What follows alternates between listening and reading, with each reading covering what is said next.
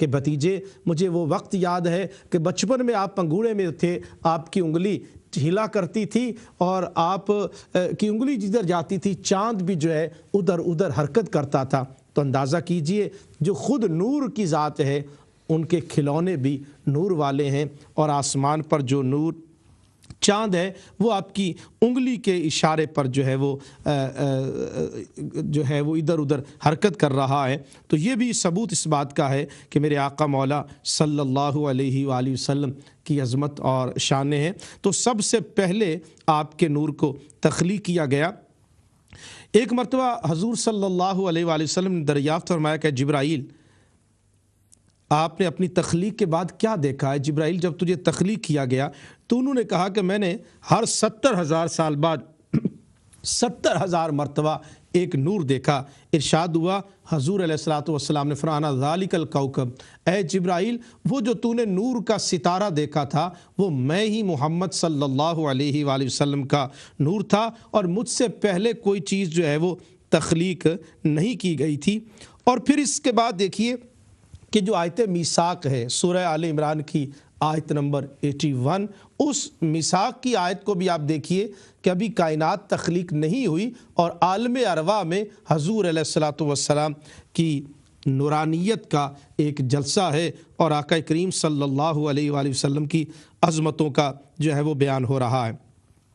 اس اعتبار سے آپ دیکھیے ناظرین کرام کہ یہ نور محمدی صلی اللہ علیہ وآلہ وسلم پھر جو ہے وہ نسل در نسل منتقل ہوا آتا ہے، اور حضرت عبداللہ کی پیشانی میں چمکتا ہے، اور علماء فرماتے ہیں کہ جس جس کی پیشانی میں نور محمد تھا وہ مرد ہو یا خاتون اپنے وقت کا حسین ترین فرد ہوتا تھا، اور ان کے چہرے سے ایسی چمک اور نورانیت محسوس ہوتی تھی اور نظر آتی تھی، اور یہ نورانیت دراصل ذات مصطفیٰ صلی اللہ علیہ وآلہ وسلم سے ہے۔ اور پھر نبی اکرم صلی اللہ علیہ وآلہ وسلم کی ولادت بھی نور والی، حضور علیہ الصلوۃ والسلام کا بچپن بھی نور والا، اور حضور صلی اللہ علیہ وآلہ وسلم کی پوری حیات طیبہ نور والی ہے۔ اور میں جو عرض کر رہا تھا کہ بشریت کو آپ اپنی بشریت پر قیاس کرتے ہیں، اور میں یہ اکثر کہا کرتا ہوں میاں تم ایسے بشر، تم تھوکو تو بیماری پھیلتی ہے، میرے آقا لعاب دہن ڈال دیں تو کڑوا کنواں میٹھا ہو جاتا ہے، مولا علی کی آنکھ پر لگے تو آنکھ کی بینائی تیز ہو جاتی ہے، حضرت ابو بکر صدیق کی ایڑی پر لگے تو سانپ کا زہر چلا جاتا ہے، تم ایسے بشر کہ تھوکو تو بیماری، سرکار کے لعاب سے شفا ملتی ہے، ہمارے پسینے سے بدبو آتی ہے، سرکار کے پسینہ مقدسہ سے خوشبو آتی ہے۔ اور یہاں تک نہیں بلکہ حدیث پاک میں، طبرانی میں حدیث پاک ہے کہ ایک شخص صحابی آتے ہیں اور حضور علیہ الصلوۃ والسلام سے عرض کرتے ہیں یا رسول اللہ صلی اللہ علیہ وآلہ وسلم، میری بیٹی کی جو ہے وہ شادی ہے تو آپ مجھے کوئی تحفہ عنایت فرمائیے۔ نبی کریم صلی اللہ علیہ وآلہ وسلم فرماتے ہیں کہ کھلے منہ والی بوتل لانا، بوتل لائی جاتی، وہ شیشی لائی جاتی ہے، حضور علیہ الصلوۃ والسلام اپنا پسینہ مبارک جو ہے وہ ڈال دیتے ہیں اور فرماتے ہیں کہ اے میرے غلام، جب تیری بیٹی دلہن بن جائے تو یہ پسینہ اس بچی کو لگا دینا۔ ناظرین کرام غور کیجئے کیا ہے عظمت مصطفیٰ صلی اللہ علیہ وآلہ وسلم۔ حدیث پاک میں ہے کہ اس لڑکی کے بدن سے پھر مرتے دم تک خوشبو نہیں گئی۔ فقط اس صحابیہ کی بات نہیں ہے بلکہ اس کے بدن سے جتنے بچے پیدا ہوتے ہیں ان بچوں کے وجود سے خوشبو، پسینہ مصطفیٰ کی خوشبو آتی ہے، اور پھر سرکار مدینہ صلی اللہ علیہ وسلم کا جو دیا ہوا تحفہ ہے وہ نسل در نسل منتقل ہوتا ہے، اور ان سے جو بچہ پیدا ہوتا اور پھر مدینہ پاک میں اس گھر کو خوشبو والوں کا گھر کہا جاتا تھا۔ تو آپ اندازہ کیجئے کہ یہ جو خوشبوئیں ہیں وہ ہر طرف پھیل رہی ہیں۔ تم ایسے بشر کہ تم حجامت بنواؤ، تمہارے بال گندگی میں جاتے ہیں، آقا کریم کے بارے میں صحابہ کا عقیدہ کیا تھا۔ آج کے پروگرام کا یہی عنوان ہے کہ حضور علیہ الصلوۃ والسلام کے صحابہ کا عقیدہ یہ ہے کہ یہ جو منہ مبارک ہے، حضور کی زلفیں ہیں، صحابہ کرام حجۃ الوداع کے موقع پر حدیث پاک بخاری شریف میں موجود ہے کہ ایک حلقہ بنا کر بیٹھ گئے۔ حضور علیہ السلام نے جب اپنے حلق فرمایا تو وہ بال جو ہے وہ تقسیم کر دیے گئے، اور صحابہ کرام ان بالوں کو لے کر وصیت کرتے ہیں۔ حضرت سیدنا انس بن مالک رضی اللہ تعالیٰ عنہ کی وصیت تھی کہ میں جب فوت ہو جاؤں تو یہ سرکار کے بال مبارک میرے کفن میں رکھ دینا۔ کوئی ناخن رکھ رہا ہے، کوئی کفن رکھ رہا ہے، کوئی جو ہے وہ منہ مبارک اپنے کفن میں رکھ رہے ہیں۔ ہم ایسے بشر کہ ہم بلائیں تو ہو سکتا ہے کوئی عام بندہ بھی ہماری آواز پہ نہ آئے، لیکن آقا کا اگر پیغام جاتا ہے تو درخت بھی جڑیں اکھاڑ کر بارگاہ مصطفیٰ صلی اللہ علیہ وآلہ وسلم میں آتے ہیں۔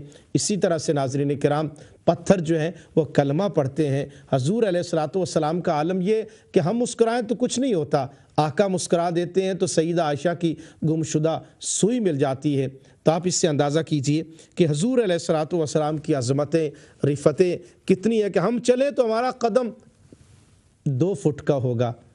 آقا جب چلتے ہیں تو سدرۃ المنتہا نیچے رہ جاتا ہے، اور میرے آقا مقام قاب قوسین تک جا اور او ادنا کی منزلوں تک جا پہنچتے ہیں۔ یہ مقام میرے آقا مولا صلی اللہ علیہ وآلہ وسلم کا ہے۔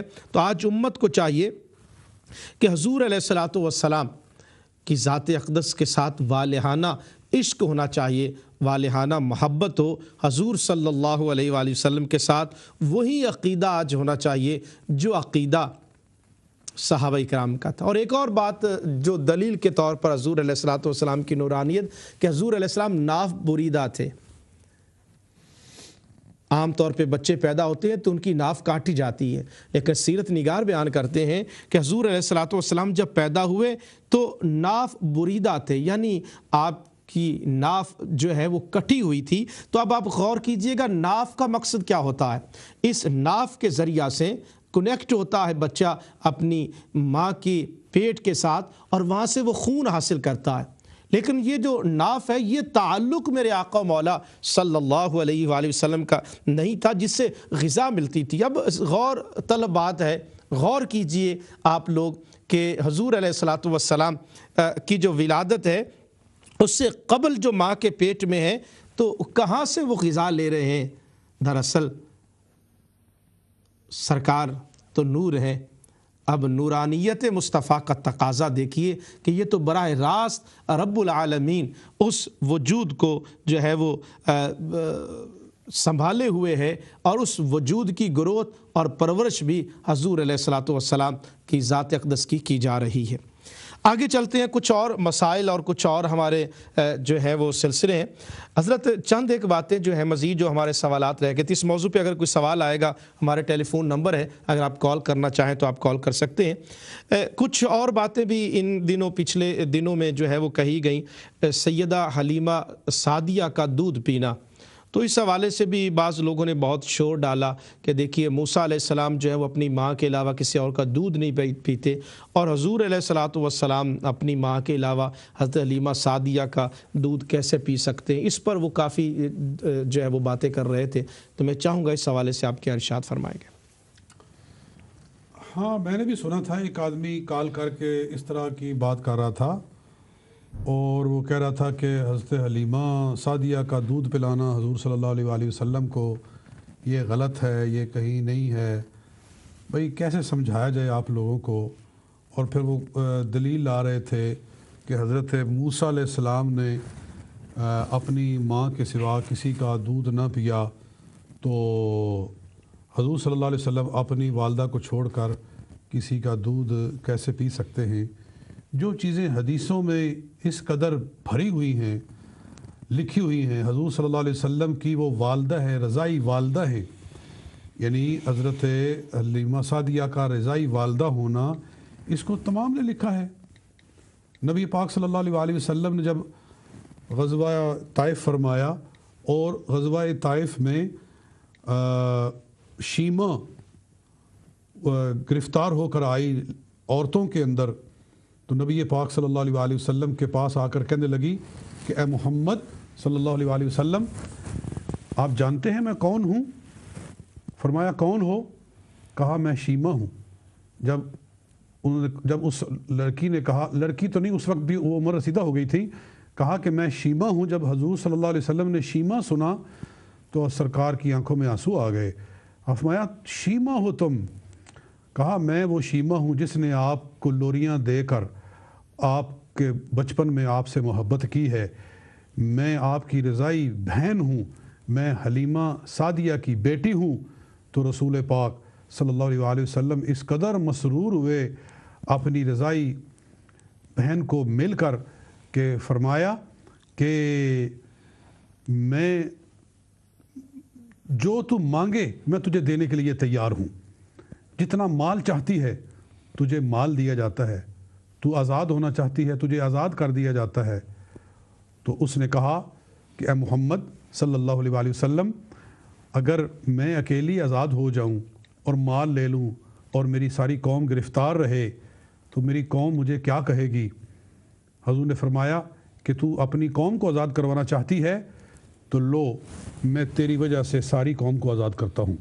سرکار نے 4000 انسانوں کو آزاد فرما دیا اپنی رضائی بہن حضرت شیمہ کی وجہ سے۔ وہ حضور صلی اللہ علیہ وسلم کی رضائی بہن تھی کیونکہ انہوں نے بھی حضرت حلیمہ کا دودھ پیا ہوا تھا، اور رسول پاک صلی اللہ علیہ وآلہ وسلم نے بھی حضرت حلیمہ کا دودھ پیا ہوا تھا۔ تو اس کے باوجود انکار کرنا رہ گیا کہ حضرت موسیٰ علیہ السلام نے اپنی والدہ کے سوا کسی کا دودھ نہ پیا، تو اس میں حکمت تھی۔ اللہ فرماتا ہے وَحَرَّمْنَا عَلَيْهِ الْمَرَاضِعَ مِن قَبْلُ، ہم نے باقی دودھ پلانے والیاں حرام کر دی تھیں حضرت موسیٰ علیہ السلام پر۔ کیوں؟ کہ اللہ تعالیٰ نے پہلے سے ہی فرما دیا تھا کہ جب انہوں نے موسیٰ علیہ السلام کو تابوت میں ڈال کر دریا میں بہایا تھا تو اللہ نے ارشاد فرمایا تھا کہ اِنَّا رَادُّوهُ إِلَيْكِ، کہ ہم تیرے بچے کو تیرے پاس ہی واپس لائیں گے، وَجَاعِلُوهُ مِنَ الْمُرْسَلِينَ، اور ہم اسے رسول بنانے والے ہیں۔ سورہ قصص کا پہلا رکوع ہے 20ویں سپارے میں۔ وہ تو اللہ تعالیٰ چونکہ حضرت موسیٰ علیہ السلام کو واپس ان کی والدہ کے پاس پہنچانا چاہتا تھا، تو اس حکمت الہیہ کا تقاضا ہوا کہ انہوں نے اپنی والدہ کے سوا کسی کا دودھ پینے سے ہی انکار کر دیا۔ تو اللہ کے بندو، یہاں سے لے کر یہاں سے آپ نے یہ دلیل بنانا شروع کر دی ہے کہ رسول پاک صلی اللہ علیہ وسلم کی رضائی والدہ کا انکار کر رہے ہیں۔ یعنی ہر وہ چیز جس سے میرے آقا و مولا جناب محمد مصطفیٰ صلی اللہ علیہ وسلم کو اذیت ہو، وہ باتیں تم لوگ کرتے ہو۔ کبھی حضور کی بیٹیوں کا انکار کر دیتے ہو کہ حضور کی بیٹیاں ہی نہیں ہیں، کیا یہ حضور کے لیے تکلیف دہ بات نہیں ہے؟ اور کبھی حضور صلی اللہ علیہ وسلم کی رضائی والدہ کا انکار کر دیتے ہو۔ آج چونکہ ہم اس موضوع کے پیچھے ہے نہیں، آج نورانیت مصطفیٰ صلی اللہ علیہ وسلم کا ہمارا موضوع ہے اور اس پر ہم نے بات کی ہے۔ رہ گیا حضرت حلیمہ سعدیہ کا رضائی والدہ ہونا، تو انشاءاللہ ہم کتب اہل تشیع میں سے اس کو دکھا دیں گے آپ کو، آپ کی کتابیں کیا کہہ رہی ہیں، جو لٹریچر آپ کا ہے شیعہ لوگوں کا، اس کے اندر حضرت حلیمہ سعدیہ کا رسول پاک صلی اللہ علیہ وسلم کی رضائی والدہ ہونا یہ لکھا ہوا ہے۔ تو لہٰذا اس طرح کی باتیں کر کے سرکار کو تکلیف نہ پہنچاؤ۔ بہرحال وہ جو نورانیت کی بات کر رہے تھے نا،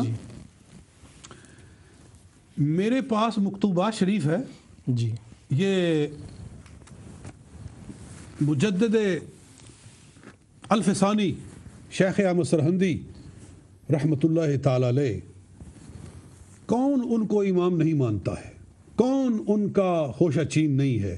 آج ہندوستان کے اندر اگر دین موجود ہے، دارالعلوم دیوبند موجود ہے، دارالعلوم بریلی موجود ہے، یا دیگر تمام دارالعلوم موجود ہیں، دین پڑھایا جا رہا ہے، دین پھیل رہا ہے، ہندوستان کا چپا چپا اگر نور اسلام سے روشن ہے تو وہ مجدد الفسانی شیخ احمد سرہندی رحمۃ اللہ تعالی علیہ کے وجود باجود کا فیض ہے۔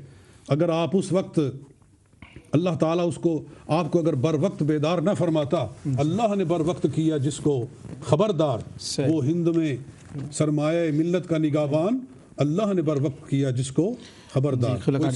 جی کالر ہمارے ساتھ ہیں، ان سے کال لیتے ہیں۔ السلام علیکم۔ السلام علیکم ورحمۃ اللہ وبرکاتہ۔ جی کون صاحب؟ میرا نام محمود ہے، میں مانچسٹر سے بول رہا ہوں. جی محمود صاحب. آپ کی خدمت میں اور قاری صاحب کی خدمت میں نہایت مؤدبانہ سلام عرض ہو. جی بہت پیارا موضوع ہے. جی میں اسی موضوع کے متعلق ایک نیچی ٹی وی دیکھ رہا تھا. جی تو میرا یہ سوال جو ہے میرے ذہن میں پیدا ہوا کہ ایک صاحب فرما رہے تھے کہ حضور صلی اللہ علیہ وسلم کے اختیار میں اگر کچھ ہوتا تو وہ صحابہ کو سب کچھ دے دیتے، یعنی آپ کے اختیار میں کچھ نہیں تھا. میں تو حیران ہوں کہ سن کے میرا تو یہ وجود ہی کانپ اٹھا کہ آپ نے وہ بول رہے تھے کہ آپ نے صحابہ کو کچھ دیا ہی نہیں ہے، کسی صحابہ کو کچھ ملا ہی نہیں ہے مکمل طور پر. اور دوسرا یہ اشارہ فرما رہے تھے کہ آپ ڈائریکٹ جو ہے نا اللہ سے مانگیں، جو ہے نا اللہ کی ناراضگی کیوں لے رہے ہیں. یعنی آپ کو قبروں پہ جانے، کسی قبر پہ جانے کی ضرورت ہی نہیں تھی. یہ ضرورت ہی نہیں، یعنی اشارہ جو ہے نا حضور صلی اللہ علیہ وسلم کے روضہ اقدس کی طرف جا رہا تھا کہ وہاں آپ کو جانے کی کیا ضرورت ہے. اگر اللہ تعالیٰ نے آپ کو ایک طریقہ بتا دیا ہے میرے پاس ڈائریکٹ ہوا تو آپ کو کیا ضرورت ہے. تو ایسی کوئی حدیث ہے؟ جی ٹھیک ہے، انشاءاللہ اس پہ بات کرتے ہیں. بہت شکریہ. یہ کر سب آپ بات مکمل کر لیں پھر. جی میں مجدد الفسانی شیخ احمد سرہندی رحمۃ اللہ تعالی علیہ کا عقیدہ آپ کے سامنے رکھنا چاہتا ہوں کہ ٹی ویوں پہ چڑھ کر اور اس طرح تھرکتے ہوئے باتیں کرنے کی بجائے آپ بزرگان دین کے کتابوں کا مطالعہ کریں اور پھر دیکھیں کہ جن کے ذریعے ہم تک دین پہنچا ہے، جن محدثین، جن مجددین کے ذریعے سے ان کا نظریہ کیا تھا. تو یہ مکتوبات شریف جلد سوم میرے پاس ہے، دفتر سوم حصہ دوم اور مکتوب نمبر 100. جی مکتوب نمبر 100. یہ پین مجھے یہ تھا میرے پاس، یہ پڑا ہوا ہے. جی صفحہ نمبر 1552، صفحہ نمبر 1552، تیسری جلد مکتوبات شریف کی. مجدد صاحب رحمۃ اللہ تعالی علیہ فرماتے ہیں جاننا چاہیے کہ خلق محمدی دوسرے افراد انسانی کی پیدائش کی طرح نہیں ہے، بلکہ عالم کے افراد میں سے کسی فرد کی پیدائش سے بھی مناسبت نہیں رکھتی. جی فرماتے ہیں کہ عالم کے افراد میں سے کسی فرد سے بھی مناسبت نہیں رکھتی کہ رسول اللہ صلی اللہ علیہ وسلم باوجود عنصری پیدائش کے اللہ تعالیٰ کے نور سے پیدا ہوئے ہیں، جیسا کہ نبی صلی اللہ علیہ وسلم نے فرمایا ہے خلقت من نور اللہ، میں اللہ کے نور سے پیدا کیا گیا ہوں. صحیح. جی یہ مجدد صاحب کا عقیدہ ہے. ان کو جو بھی بر صغیر کے لوگ ہیں آپ ان کو مانتے ہیں. جی ہمارے ساتھ ایک اور کالر ہیں جو ان کا سوال لیتے ہیں. السلام علیکم. وعلیکم السلام شاہ صاحب. خیریت سے ہیں؟ الحمد. کون بھائی؟ ہاں میں فیصل مانچسٹر سے بات کر رہا ہوں. قاری صاحب کو بھی السلام علیکم. جی وعلیکم السلام. جی فیصل صاحب. الحمدللہ، شکر الحمدللہ. شاہ صاحب میں آپ کا شکریہ اور قاری صاحب کا شکریہ کیسے ادا کروں، کیونکہ ہے تو میں اہل سنت الحمدللہ، لیکن میرا ذہن پٹک رہا تھا آگے پیچھے یہی عقیدے کے بارے میں جو ہے. کچھ سوال ہے میرے، اگر اجازت ہو تو. جی ضرور. ہاں وہ ایک تھا کہ ایک حدیث بھی ہے کہ لوح و قلم پہلے کریٹ کیے گئے تھے، کیا اس میں کوئی تضاد نہیں ہوتا؟ جی جی جواب دیتے ہیں. ٹھیک ہے. اور نہیں 2-3 اور سوال ہے. جی ضرور. ٹھیک. ہاں اور دوسری بات ہے، اگر حضور یہ میں اہل سنت ہوں لیکن صرف کچھ سوال ہے. نہیں پوچھیے آپ جس سے بھی تعلق ہو، کوئی مسئلہ نہیں. اگر حضور پہلے نور ہے تو اور کچھ نہیں بنا تھا، کوئی عالم نہیں بنے تھے، تو حضور کا نور کہاں رکھا گیا تھا؟ ٹھیک ہے. ہاں دوسرا کوشچن یہ ہے کہ یہ جو دوسرے سوال کرتے ہیں ان کو یہ ذرا بتا دے، مثلا جیسے خدا کہتا ہے کہ میں نے اپنی روح پھونکی ہے، تو اس سے کیا وہ شرک نہیں ہو جاتا جیسے وہ کہتے ہیں؟ اور تیسرا سوال میرا یہ ہے یہ جو آپ نور کے بارے میں بات کر رہے ہیں، تو ایک کیا کوئی حدیث ہے جہاں میں حضرت علی کو بھی حضور نے فرمایا ہو کہ یہ بھی میرے ہی نور سے ہے؟ جی ٹھیک ہے. ہلو. اور ایک اور سوال تھا، پچھلے کچھ پروگراموں میں قبلہ قاری صاحب نے فرمایا تھا کہ کچھ لوگ اتنا آگے نکل جائیں گے حضرت علی کو ماننے سے کہ وہ شرک کر بیٹھیں گے، اور حضرت علی اگر آپ پائیں انہیں تو ان کو قتل کر دیں. تو میں یہ پوچھنا چاہتا تھا وہ کون سا شرک ہے جو روافظ فالوورز ہے، وہ کون سا شرک ہے جو کرتے ہیں؟ جی ٹھیک ہے. اور کچھ سوال آپ کا؟ اور ایک اور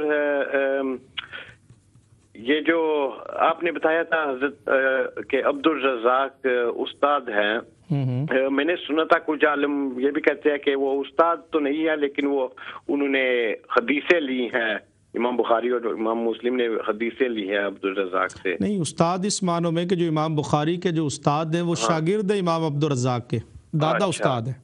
اچھا. اور آخری سوال یہ ہے کہ آپ پروگرام کرتے ہیں بغض صحابہ اور ختم نبوت پر بھی، تو میں چاہتا ہوں اگر کوئی یہ بغض اہل بیت اور یہ خوارج جو ہے اس پر بھی ہماری اسی میں گفتگو. جی ٹھیک ہے، انشاءاللہ تعالی گفتگو اس پر بھی ہم کرتے ہیں. یعنی صحابہ کرام کی جب بات کریں گے تو مولا علی بھی تو اسی میں شامل ہوں گے، اور ان کی عظمتیں اور فضیلتیں جو ہیں وہ ہم بیان کرتے ہیں. اور جب ماہ رمضان میں 21 رمضان میں ان کی جو شہادت ہے، اور سفینہ نوح کے عنوان سے ہم نے ایک پروگرام انشاءاللہ تعالی تشکیل دیا ہوا ہے، وہ انشاءاللہ قریب وہ بھی ہم جاری کریں گے. اچھا، یہ صرف یہ خوارج کے بارے میں جو جی انشاءاللہ تعالی انشاءاللہ تعالی. جی ٹھیک ہے، بہت شکریہ فیصل بھائی، آپ نے جو سوالات کیے انشاءاللہ ان پہ گفتگو کریں گے.